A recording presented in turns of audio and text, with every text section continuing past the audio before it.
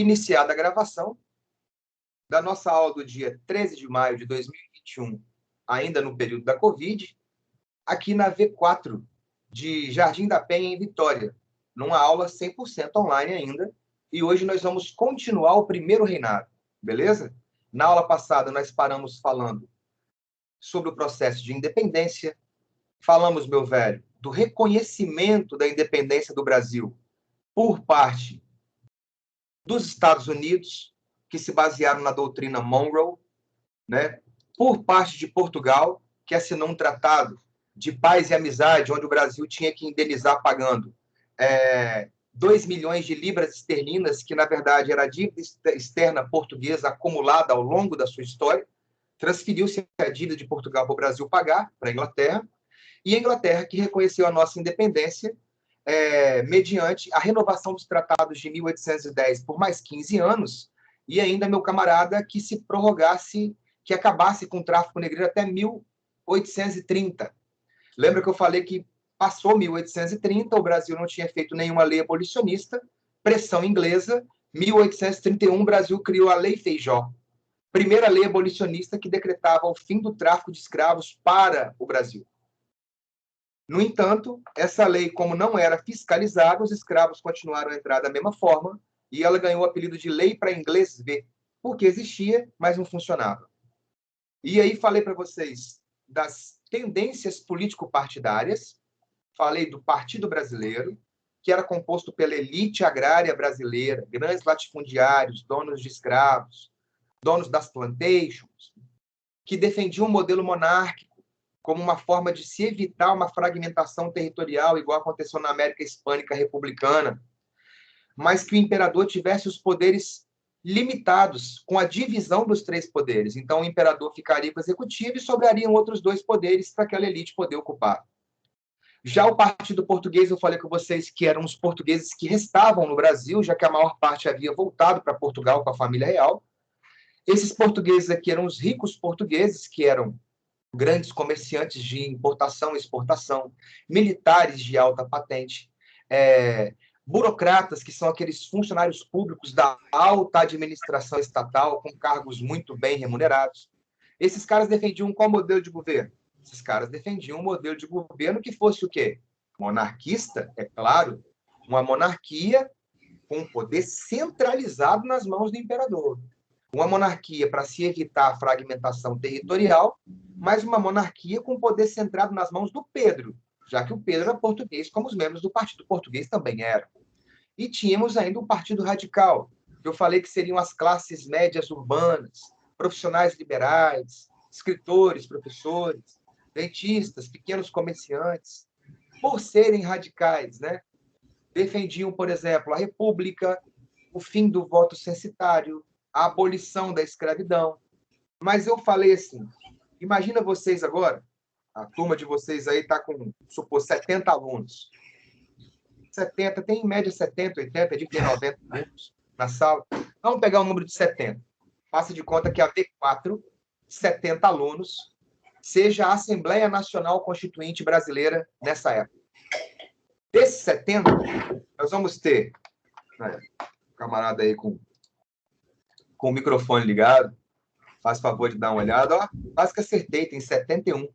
Quem está com o microfone ligado, dá uma olhadinha aí, porque aí eu não preciso de mutar todo mundo, porque às vezes vocês querem conversar comigo e eu não consigo, valeu? Aí volta lá, show de bola. E aí vai rolar o quê? Desses 70, 50 seriam membros do Partido Brasileiro, sacou? Uns 15 seriam membros do Partido Português e 5 seriam membros do Partido Radical. Então, a maioria esmagadora daqueles que compõem a Assembleia Nacional Constituinte Brasileira, que tinha como função a elaboração de uma nova Constituição para o Brasil, era esmagadora maioria de membros do Partido Brasileiro, ou seja, da elite agrária, latifundiária, escravocrata brasileira. E aí o Pedro chegou na Assembleia e falou assim, ó, faça uma Constituição à altura do Brasil e à minha altura. Ele já deu o recado. E os parlamentares começaram a correr para poder fazer uma Constituição, fazer um projeto de Constituição. Observe que eu coloquei projeto de 1823. E fiz a ressalva na aula passada e faço nessa de novo. É muito comum, é um erro crasso, os senhores acharem que essa é a primeira Constituição do Brasil, quando não é. Ah, mas está escrito aí, ó, Constituição da Mandioca. Esse foi o apelido dado ao projeto de 1823. Esse projeto só viraria Constituição se ele fosse aprovado, mas ele não foi. Portanto, não é Constituição, é só um apelido a um projeto apresentado, mas não aprovado, pelo imperador. Aí eu falei com vocês que era anticolonialista, era anti-absolutista. Então, já falei, não são os portugueses que fizeram. É antidemocrática, então quer dizer que já não são os radicais que fizeram. É aristocrática, eu falei, pô, aristocracia é aqueles que têm o poder derivado da posse da terra, que quase sempre chega a ele de forma hereditária, de geração em geração.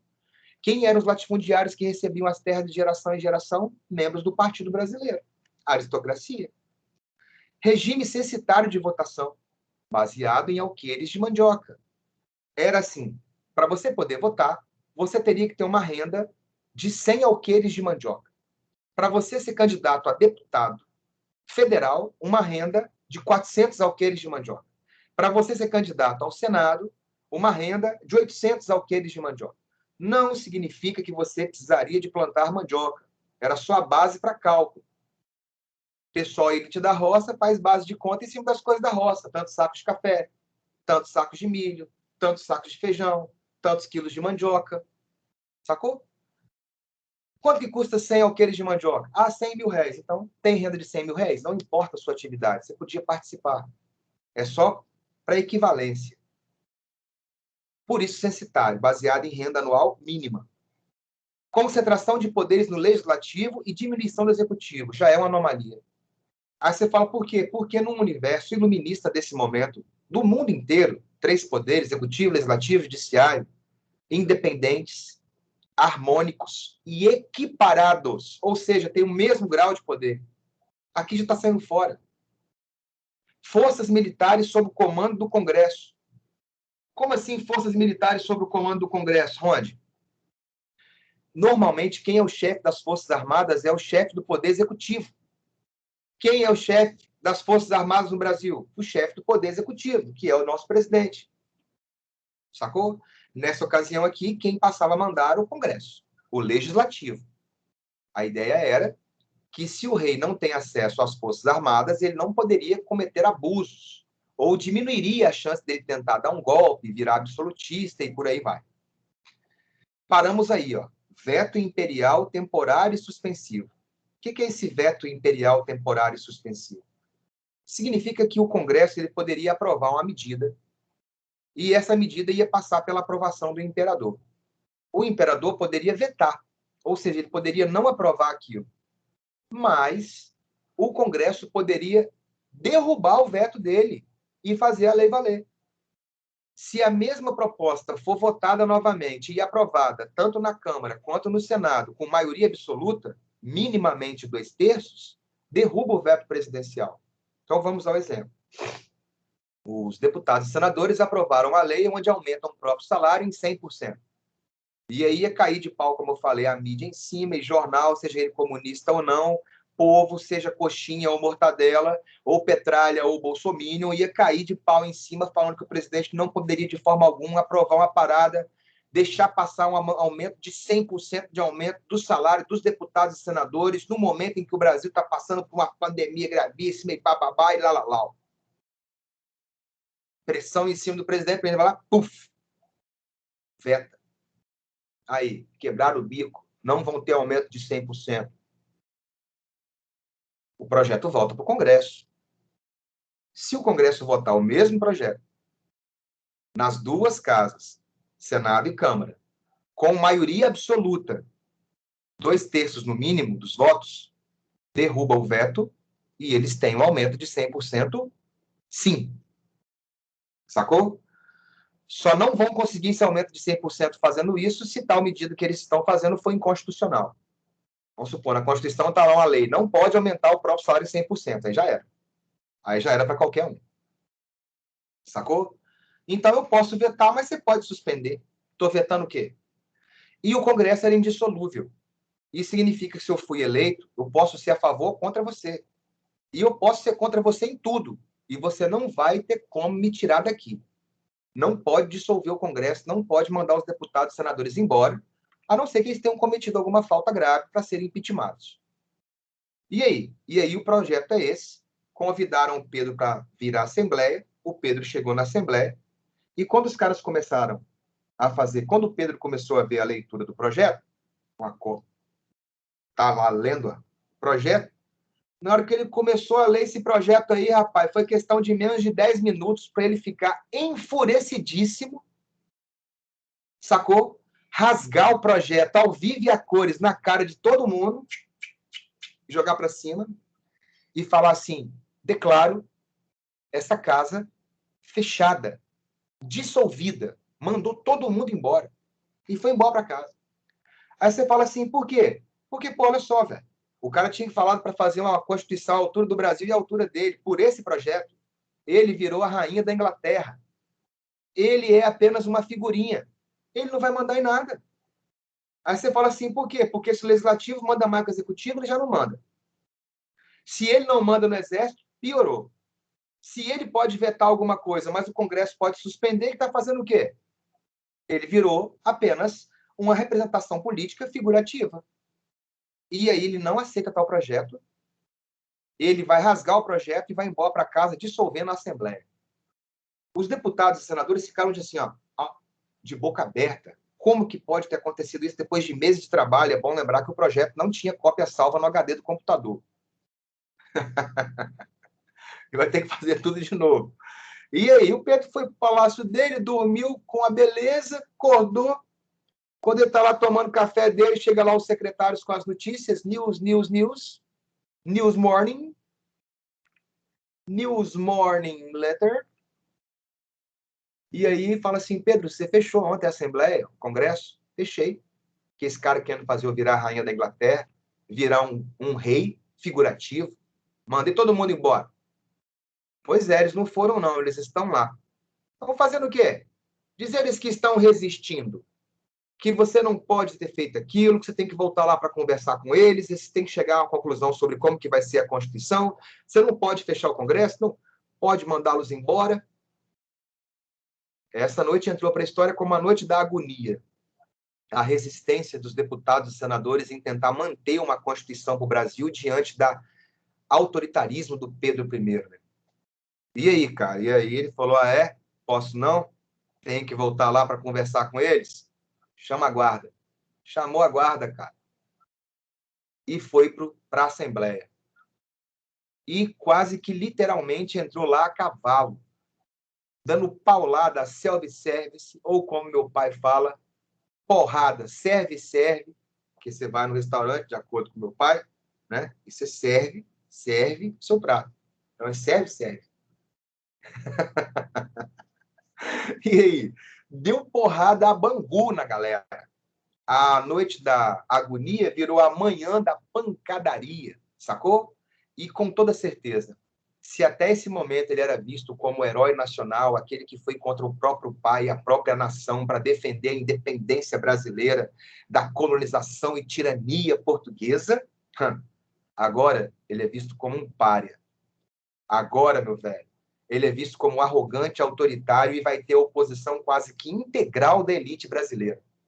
A partir do momento que ele não aceita o projeto de 1823, dissolve a Assembleia Nacional e impõe uma Constituição onde ele é o que manda e aprova tudo, ele não vai ter mais apoio da elite brasileira a partir desse momento.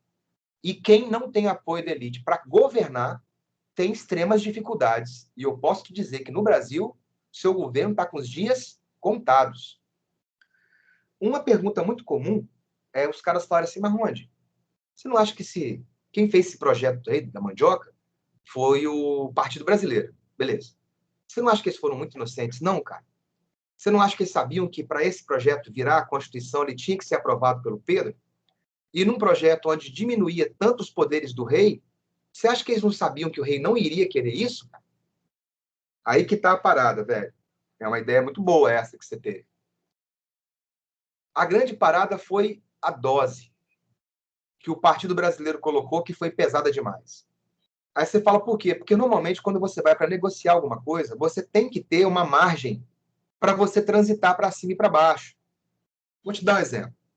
Vamos supor que você tem aí um celular, e aí você acha que o preço justo do seu celular é R$ 1.000. E aí você quer vender aquele celular para comprar um mais novo, uma última geração. Aí você vai lá, novão, nunca fez, vendeu nem comprou nada, acha que o preço justo do celular é R$ 1.000, você vai lá e anuncia ele na OLX, no Mercado Livre, no jornal, qualquer lugar. Vendo o telefone tal por R$ 1.000. Aí os caras vão na sua casa para ver o celular. Aí chega lá, vão ver o celular, já vai ver que tem um rachadinho aqui, tem um trincado aqui, essa tecla tá meia pá, nananã. Quanto que você quer no seu celular? Pô, já falei no anúncio do jornal, R$ 1.000. Não, velho, mas ele tem um arranhado aqui, tem isso e aquilo, quanto que você quer à vista? Já empacou a parada. Você já vai achar ruim, porque você acha que o preço mínimo justo era 1.000. Como o cara já colocou defeito no seu celular e ele quer mais barato, a chance de você não fechar negócio com ele é imensa, porque você achava que o preço mínimo justo era R$ 1.000. E ele já quer pagar menos. A chance desse negócio ser fechado é bem pequena. Exemplo 2. Você quer R$ 1.000 no seu celular. Anuncia ele por 1.300. Aí o cara vai chegar lá, mesma coisa. Ó, tem esse rachadinho, tem essa negocinho aqui. Quanto que você quer nele à vista? Ah, irmão, eu já anunciei. R$ 1.300. Mas quanto que você dá? Já passa a responsabilidade pro cara. Você concorda comigo no que ele falar entre R$ 1.000 e R$ 1.300? Você já se deu bem? Aí o camarada vai lá, rapaz, 1.300 eu não dou, não. Dou R$ 1.000 esse celular seu. Ó, você já não ri pro lado do cara, não, tá? Fica ativo, fica esperto. Olha o judaísmo aí, fica esperto. Por dentro você tá pipocando de risada, porque você já pegou o cara. Ah, mas você fala assim, não, R$ 1.000 é pouco, cara. Tá muito distante de 1.300. R$ 300 é muita diferença. Aumenta aí. 1.200. 1.200. 1.200 você pode levar o celular.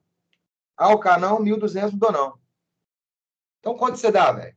Ah, eu dou 1.100. Pode levar o celular. Pode levar o celular. O cara vai embora felizão, porque ele achava que ia gastar 1.300, gastou 1.100, economizou 200. E você, que achava que o preço justo era R$ 1.000, acabou ganhando R$ 100 a mais. Esse é o jeito mais comum de se fazer negócios e obter sucesso aqui no Brasil. Exemplo 3. Você pegou seu celular que era de R$ 1.000 e anunciou por 3.000. Aí o cara chegou lá para olhar o celular. Como é que é? É esse celular aqui que você anunciou por R$ 3.000? Você tá doido, rapaz? Você acha que eu sou otário? Perigoso eu te enfiar a mão na lata, rapaz. Não vai ter negócio, você abusou. R$ 3.000 você vai comprar 4 celulares desses, o cara vai falar. O exemplo 3 foi o exemplo que o Partido Brasileiro usou. O Partido Brasileiro colocou para cima, para tentar negociar com o Pedro, uma coisa ficar, uma coisa sair, e chegarem a um consenso. Só que o Partido Brasileiro jogou para cima demais. O Pedro não quis minimamente começar a negociar. Sacou? É isso aí, Juan de trato feito. É isso aí. É isso aí, meu filho.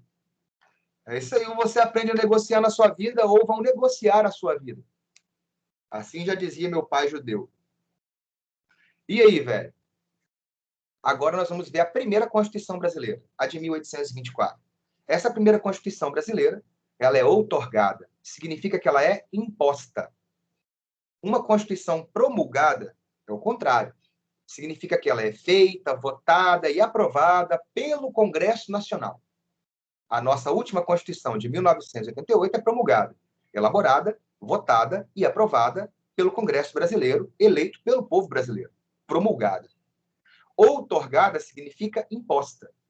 Ele nomeou um conselho de pessoas, um conselho de Estado, quase tudo do Partido Português, na verdade, todos do Partido Português, para poder fazer o que, meu camarada? Para poder elaborar um projeto de Constituição onde ele era o chapa, ele era o líder, ele era a direção da parada, a orientação. E aí fizeram uma Constituição que é uma anomalia se comparada às constituições que surgiram naquele momento. Enquanto o mundo inteiro, influenciado pelo iluminismo, da distribuição ou divisão dos poderes, executivo, legislativo, judiciário, cada um no seu lugar, equiparados, equivalentes, e assim vai, harmônicos. É preciso ter poder para limitar o poder. Teoria dos freios e contrapesos, um limita o excesso do outro. No Brasil tinha 4. Tinha o executivo, o legislativo, o judiciário e o poder moderador. Perguntinha, Bruna. Então, deixa eu ver se eu entendi. O Pedro foi lá e brigou com eles, e eles fizeram depois outra Constituição. O Pedro foi lá, não aceitou o projeto de Constituição deles, e não vão ser eles que vão fazer outra Constituição. Quem propôs aquele projeto de Constituição foram os membros do Partido Brasileiro. Aquele projeto não foi aceito e acabou. O Pedro nomeia membros do Partido Português para elaborar um projeto sob sua orientação, que é essa Constituição de 1824. Sacou? Então, quem fez o projeto, foi o Congresso Nacional, liderado pelo Partido Brasileiro. Quem fez o segundo projeto foi os membros do Partido Português, dirigidos pelo próprio imperador. Então, não foi o Congresso, foi um Conselho de Estado igual está aí. Um número de pessoas que eu nomeio para poder me ajudar. Sacou? Show de bola. E aí? E aí, vamos só lembrar dos 3 poderes que nós temos, né? Lembrando que esses 3 poderes, executivo, legislativo e judiciário, são em 3 níveis, municipal, estadual e federal. Então, nós temos, por exemplo, a nível municipal, executivo é quem? Prefeito, vice-prefeito e os secretários que o prefeito nomeia. Quem é o legislativo? Os vereadores. E quem é o judiciário? Os delegados, os juízes, as delegacias e os fóruns. E nível estadual? Quem é o poder executivo? Governador, vice-governador e o secretário de Educação, Saúde, Transporte. Quem é o poder legislativo? Os deputados estaduais, que estão na Assembleia. E quem é o poder judiciário, Ronde? Os tribunais regionais. E a nível federal? Hoje, presidente Jair Messias Bolsonaro, vice-presidente Mourão e os ministros, igual, por exemplo, Paulo Guedes e mais todos os outros. Esses são o poder executivo. E o poder legislativo? Bicameral. Câmara dos Deputados e Senado. E o judiciário? Supremo Tribunal Federal. 11 ministros que, quando abre uma vaga, o presidente em exercício indica o possível candidato que tem que passar pela aprovação do Congresso Nacional para, de fato, ser ministro. O Bolsonaro, se eu não me engano, vai conseguir colocar 2, né? E no próximo mandato tá para abrir 2 vagas. Quem ganhar a próxima eleição vai poder nomear 2 ministros do Supremo Tribunal. A galera que é pró-Bolsonaro conta com a reeleição do Bolsonaro para ter a possibilidade de ter, pelo menos, 4 ministros de base direita ou conservadora no Congresso. Apesar de que, às vezes, você acha que você, por indicar um ministro, ele vai ser sempre favorável a você, a nossa história mostra que não é isso que acontece, não, tá? Às vezes sim, às vezes não. É claro que na época da monarquia não tinha presidente. Então, quem é que exercia o poder executivo? O imperador e os ministros. Não tem vice-imperador. Show? E o poder moderador, onde? Esse era o 4º poder, de uso exclusivo do imperador. Era hereditário e estava acima dos demais poderes. O mais interessante é que o brasileiro ele é muito pilantra, porque ele coloca uns nomes em umas coisas que as pessoas que passam despercebida e olham, elas acham que é uma parada, mas não é. É igual você vai ver assim, o Brasil era uma monarquia constitucional. Todo mundo acha que a monarquia constitucional quer dizer que tem limites para todas as pessoas do país, inclusive para o rei. Não vai ter. Sacou? Você vai ter uma lei do ventre livre, que todo mundo acha que libertou todos os meninos a partir de 1871. E não libertou. Você teve uma lei, Eusébio de Queiroz, que acabava com o tráfico negreiro, mas não foi total, teve tráfico interno. Você teve um parlamentarismo que era o contrário. Então aqui, cara, ó, fica atento. Fica atento, porque aqui é um engolindo o outro, meu filho. Aqui é selvageria. O cara colocou o nome de poder moderador, que vem da palavra moderada, moderação. Quer dizer equilibrado, harmônico, um cara moderado. O poder moderador serviria para poder evitar os atritos entre os demais poderes. Se perguntasse hoje para o nosso Executivo Federal se ele queria ter um poder moderador para evitar o atrito entre os demais poderes, você acha que a resposta ia ser o quê? Sim ou sim? Totalmente. Aí você fala, por quê? Porque o poder moderador não tem nada de moderado. Com o poder moderador, simplesmente o imperador pode vetar ou aprovar qualquer coisa, em qualquer circunstância, em qualquer momento, em qualquer situação. Ele pode vetar a lei, aprovar a lei, fechar o Congresso, dissolver o Congresso, convocar a eleição, anular a eleição, nomear um ministro, demitir, condenar à morte, perdoar pela morte, criar um imposto, acabar com o imposto, levar à guerra, o que ele quiser. Só isso só. E é moderado esse poder. Se eu fosse colocar o nome desse poder aí, eu colocaria o nome desse poder de Super Thunderbolts, igual aqueles golpes daqueles desenhos japoneses, não tem? Uma parada louca assim. Um Rasengan daquele imenso, sacou? É, isso aí. Porque o cara tem poder demais, vai fazer o que ele quer. As eleições são indiretas, quer dizer que você vota em alguém que vai votar em outro alguém. Beleza? Então, só para afirmar, poder moderador é de uso exclusivo do imperador, é hereditário e está acima dos demais poderes. Ah, quer dizer então que o imperador ocupa dois poderes, né, Ronde? Sim. Ele ocupa o poder executivo junto com os ministros. E o poder moderador, só ele sozinho. Nessa eleição indireta, se divide em duas etapas. Eleição de paróquia, que seria eleição de nível local, e a eleição de província, que seria eleição a nível estadual, hoje. Beleza? Então, é como se fosse assim. Eleitores, o que é uma paróquia? Para você poder ficar fácil de lembrar. Ah, a paróquia é a igrejinha local. Então, a paróquia, a igrejinha local, você já lembra, são as eleições de nível local, nível municipal. Como se nós, aqui, da V4, fôssemos os eleitores de nível de paróquia. Aí a gente vai votar e escolher quem? Nível municipal, prefeito e vereador. Os prefeitos e vereadores que nós escolhêssemos, ou seja, nível paroquial ou municipal, são os caras que vão eleger o nível acima. Vão eleger os deputados e os senadores. Ah, então eu voto em alguém e esse alguém vai votar em outro alguém acima. Isso aí. Então tem eleição de nível local e eleição de nível provincial. Aquele cara que você elege por nível local vai ser o eleitor do nível provincial. Ele que vai escolher os caras que são os deputados e os senadores. Show de bola? Poder imperial seria um nome mais adequado. Cara, você pode falar, porque a ideia de império ela é quase sempre dada a monarquias que têm uma quantidade de território muito abrangente. Então você pode falar rei ou imperador. Só se o rei tiver pouca terra, dificilmente você vai chamar ele de imperador. É mais por isso, sacou? Por causa da dimensão, porque um rei, ele não precisa de ter uma quantidade grande de terras para ele ter o poder absoluto nele, sacou?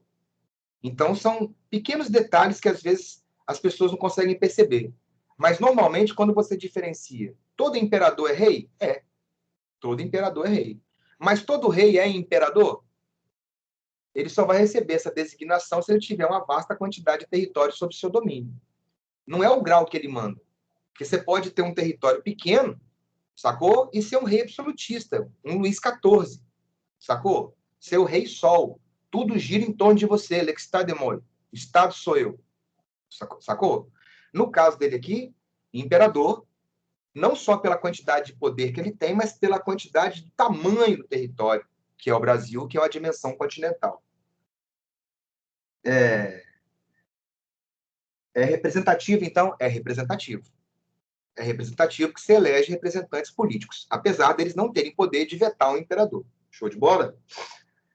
Sibeli, tinha alguma coisa que o poder moderador não podia fazer? Não.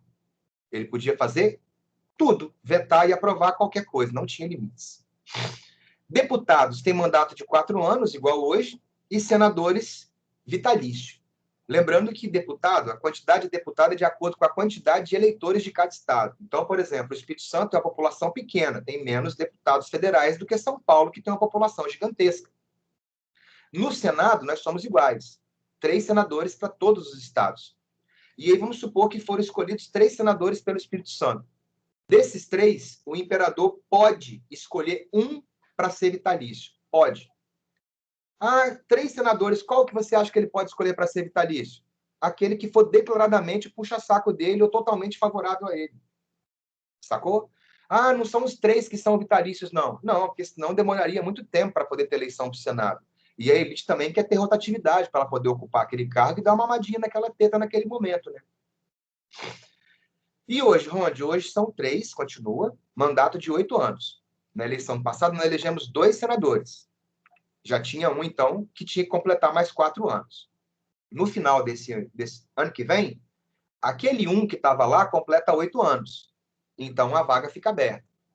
Nós vamos ter 2 senadores com 4 anos de mandato e vai ter uma vaga aberta para mais um senador. Ano que vem, a gente elege um senador.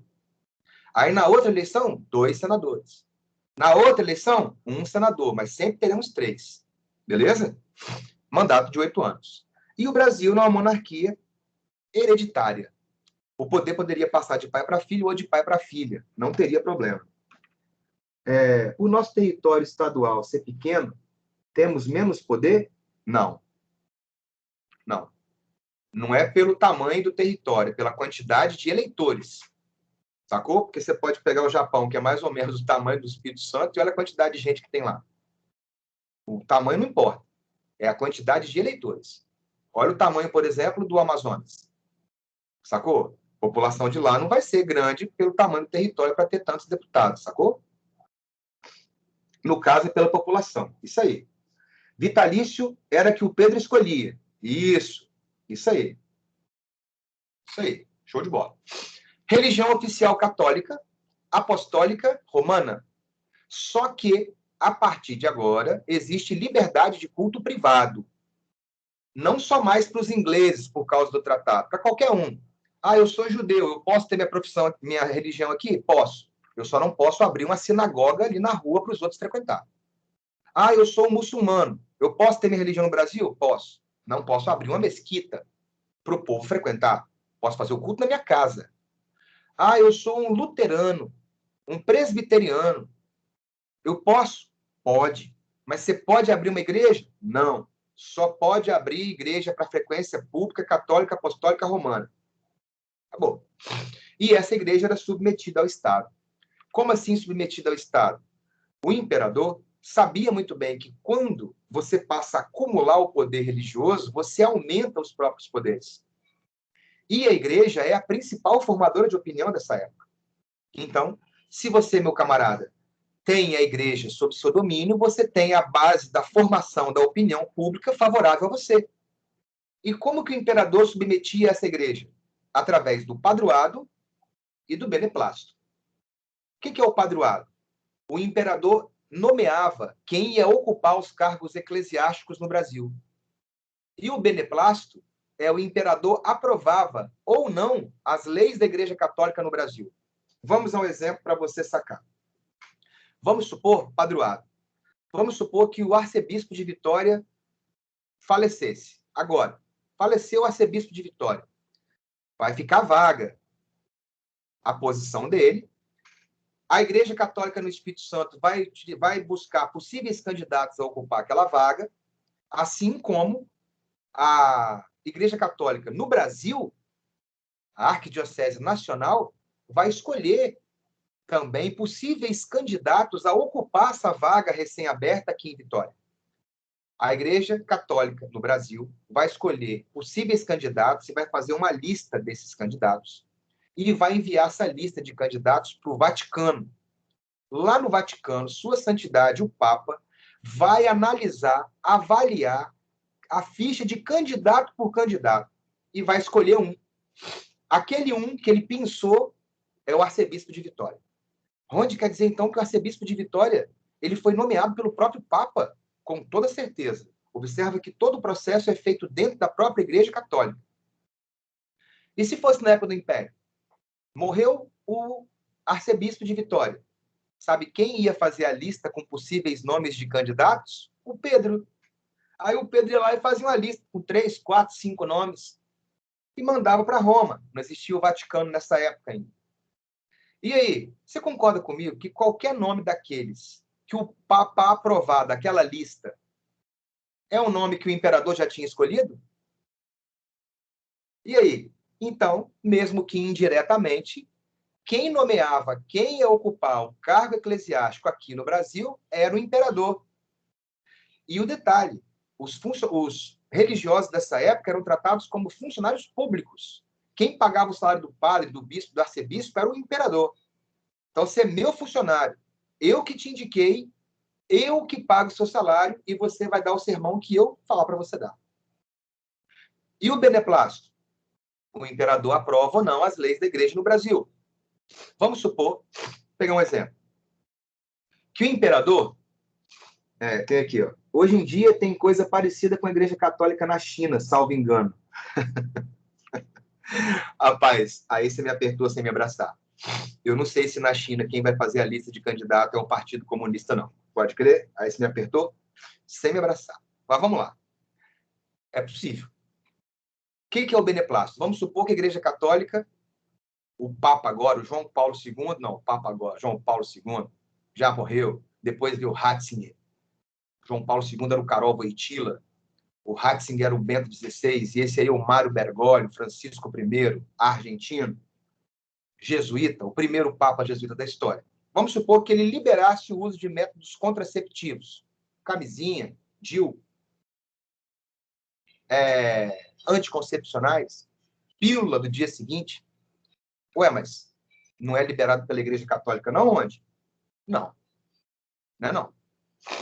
E aí? Mas se liberasse? Mas por que não é liberado? Pô, velho, a Igreja Católica é um organismo bem conservador, né, velho?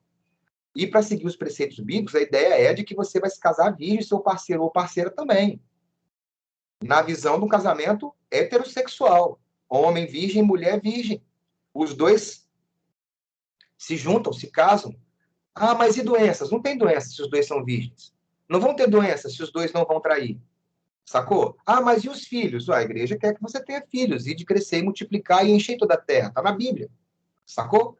Inclusive, diga-se por passagem, você fala assim, pô, Rony, mas manter virgindade até o casamento, não ter sexo antes disso aí, isso é pecado capital, velho. Chama fornicação. Fornicação, pecado capital, tá? Se você é católico, mesmo se você se arrepende do fundo do seu coração, você vai ainda passar pelo purgatório e vai precisar de ter penitências, vai precisar de ter indulgências para você sair de lá e ir para o céu. Masturbação, adultério, o que mais? Acabei de falar agora. E um monte. É um monte. Estupro, assassínio, tudo isso é pecado capital. Pode procurar aí, você vai achar, vai ver qual é que é. Aí você fala, pô, mas masturbação também é pecado capital. E sexo antes do casamento também é fornicação. E pular cerca também é adultério. Sacou?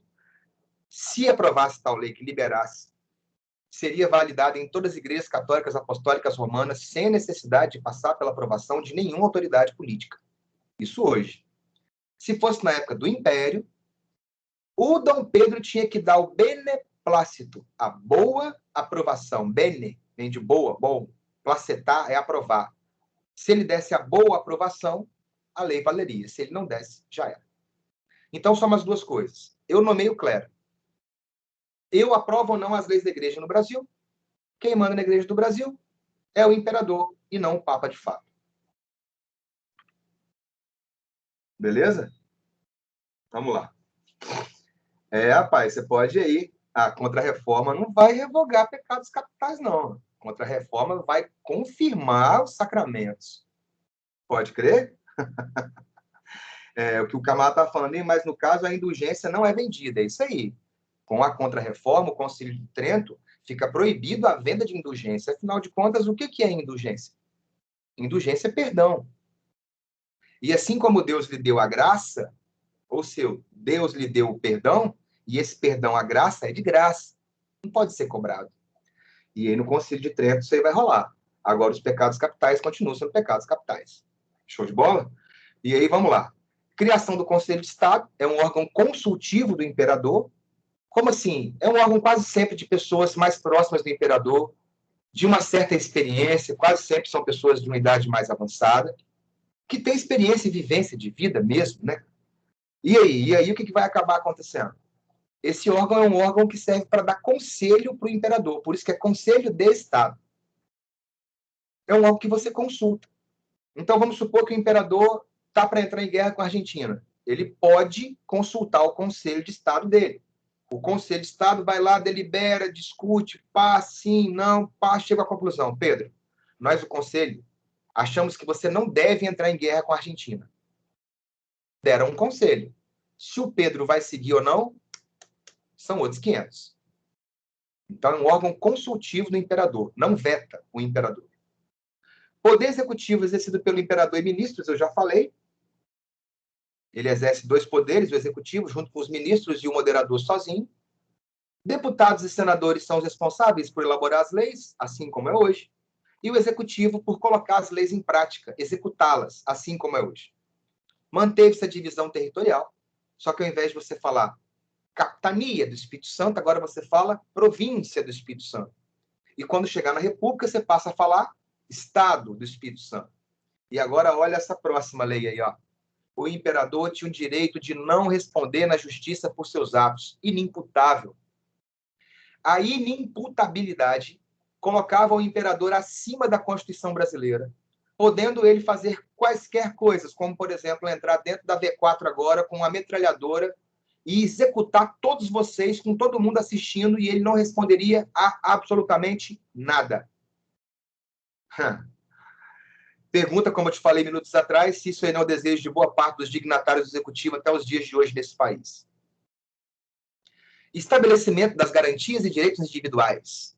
Direito da propriedade privada, direito à liberdade, né? Direito à vida. Aí você fala, pô, eu vi essa parada na matéria do Tia Delano, né? São os direitos inalienáveis, que são os intransferíveis, né? Onde? Mas como é que pode ter direito à vida, à liberdade e à propriedade se tem escravidão no Brasil? Inocente. O nosso iluminismo é o iluminismo cotó, né, cara? É o iluminismo amputado. Igual nos Estados Unidos também. Ah, por quê? Porque o direito de liberdade, igualdade, de propriedade, direito à vida, são direitos inalienáveis, intransferíveis, sagrados, invioláveis, se você for homem, branco e rico. No caso do Brasil, católico. No caso dos Estados Unidos, protestante. Sacou? Simplesmente isso. Ah, por quê? Porque o escravo não é cidadão. Ele é objeto, mercadoria, então eu posso tê-lo. Eu não tenho direito à propriedade? Ele não é uma coisa? Posso ter. Agora, a coisa mais importante dessa Constituição, sem ser o poder moderador, que cai muito, é esse último tópico aí, ó. Critério e sistema de participação política, muita atenção nesse momento. Na internet fala R$ 12.300. Uma renda de R$ 100.000 equivaleria a mais ou menos quantos réis atualmente? Quantos reais atualmente? Aí o Guilherme colocou na internet e fala R$ 12.300. Rapaz, esse cálculo é um cálculo bastante diferente, hein, brother? Porque se você coloca aqui uma renda de R$ 12.300 hoje, R$ 100.000, seria um trabalhador assalariado. Sacou? Ganha R$ 1.000. E o camarada, para poder votar e participar na época aí, velho, era 5% da população. Tinha mais de 5% da população que ganhava R$ 1.000 por mês, sacou? Esses cálculos aí são bastante diferenciados, sacou? Mas dá para ter uma ideia, para votar, né? Para ser candidato já tinha que ter uma renda de 400. Para ser senador, uma renda de 800. É por aí. É renda anual. Talvez isso aí é o mensal dele, né? Multiplicado por 12. Tem porque esses cálculos, velho, tem um camarada. Esse aqui, ó. Esse. Caio Prado Júnior. Tá vendo que a história é econômica? Bicho, é só para tentar fazer isso aí. Só que esse aqui já é da década de 80, né? E eu não vi mais nenhum, assim, ultramoderno com cálculos refeitos, né? Ainda mais com essas inflações e trocas de moeda e cortes de zero e tudo mais que o Brasil tem. A toda hora modifica. Pra você ter uma leve ideia, quem tem fundo de garantia de 2003 para cá Se for aprovado lá no Supremo Tribunal Federal, o governo vai ter que reajustar, e só o reajuste que o governo vai ter que pagar de fundo de garantia são 585 bilhões de reais. Sacou? Então, bem grana. Bem grana. Mas vamos lá. Voltando aqui para a parada. Show de bola. Agora, no chat eu vou vendo aqui, vou trocando ideia aqui, trocando lá. Não é só transformar a moeda, tem que saber o valor da moeda. E, é claro, a inflação também. As correções, as trocas de zero, os planos de governo que valorizaram artificialmente, igual, por exemplo, um real virar igual $1 por decreto, sacou? Agora, atenção. Essa é a parte que mais cai de qualquer Constituição. Quem vota e como vota. Ronde, mas tem tanta coisa numa Constituição, por que os caras vão perguntar quase sempre quem vota e como vota? Porque se você sabe quem vota e como vota, você consegue definir se aquele lugar é mais ou menos democrático naquele momento. Sacou? Você já viu que o voto é indireto. Esse voto é censitário, baseado em renda anual mínima. Esse voto é aberto. Quer dizer que todo mundo vê em quem está votando. Só podendo votar homens maiores de 25 anos. Ronde, mas tem que ser alfabetizado? A Constituição de 1824 não traz nenhum parágrafo, letra, artigo, inciso, nada que diga a respeito de ser ou não alfabetizado. Então, se a Constituição não fala nada que tinha que ser alfabetizado, quer dizer que analfas poderiam votar. Onde mais tinha homem rico maior de 25 anos analfa? Um monte. Mas como eles iriam votar se eles eram analfas, eles não sabiam ler e escrever? Pois é, por isso que o voto poderia ser oral. Para não passar o vexame de eu ser o coronel Rondinedes, o mais brabo do sertão, o mais rico da parada e analfa. Eu chego lá e falo, o coronel Rondinedes vai votar no candidato José Crildo. O cara tinha que ir lá marcar o X. Agora, se ele ia marcar o X onde eu falei, né? Então, vamos lá. Eleições indiretas, quer dizer, você vota em alguém que vota outro alguém. O voto é censitário, quer dizer, baseado em renda. Ele é aberto, quer dizer, não secreto, podendo ser oral para homens maiores de 25 anos. Se você fosse menor de 25 anos, mas já fosse casado, sacou? E tivesse uma renda mínima, podia votar também. Tem essa exceção, mas ela nunca aparece nos livros de história porque ela é um detalhezinho lá da própria Constituição. Mas como eu já li esse trecho, eu falo para vocês. Então se o cara tivesse 21 anos, por exemplo, mas já fosse casado, tivesse autonomia, tivesse a renda, ele poderia. Esse 25 anos aí é para homens solteiros. Sacou? Agora, se você já é casado com 21 anos, já pode votar. Mas a idade mínima para os solteiros seria 25 anos.